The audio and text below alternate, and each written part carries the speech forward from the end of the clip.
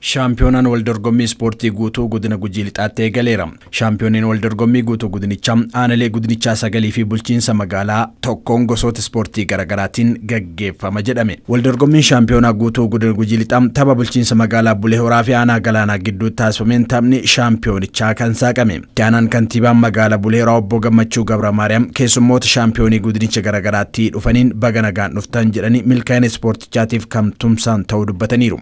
Magaalaan Bulee Horaa magaalaa jaalalaan beekamtu, magaalaa sabaa sablammiin keessatti argamu, magaalaa gama kamiin iyyuu kan sodaa nagaa kan hin qabne, kan guddina namni guddina barbaadu kan hojjetee keessatti jijjiiramuu danda'u. Bokadir Elemoo sagantaa baniinsaa irratti argamuun haasawa taasisaniin ispoortiin fayyaa fi jabina qaamaa eeguun alatti diinagdee biyyaa guddisuuf shoora olaanaa qabas jedhan. Kana malees ispoortiin tokkummaa fi jaalala akka fidu himuun hawaasni ispoortii aadaa akka godhatu dhaamanii jiru. Namni ispoortii hojjetu nama guutu. Namni guutuun biyyaafis abdii guddaa. Yeroo ammaa dhibeen akka addunyaatti illee nu qoraata hin jiru. Dawaan isaa inni guddaan ispoortii.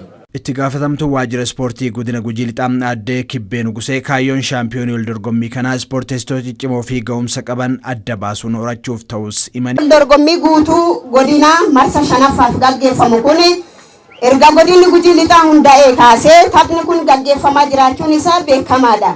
Waldorgommiin bara kanaa gaggeeffamu kun akkuma kanaan dura aanaalee godinichaa sagalii fi bulchiinsa magaalaa tokko waliin kan gaggeeffamu yoo ta'u gosoota ispoortii adda addaatiin kan raawwatamu ta'a. Keessattuu sochii cimaa fi humna gahaa ispoortistoonni godinaa qaban adda baafachuun kubbaa miilaa, kubbaa saaphanaa fi atileetiksiin waldorgommichi kan taasifamu yoo ta'u hojiin kun kan duraanii caalaa bara kana karaa adda ta'een kan hojjetamu ibsuun barbaachisaadha.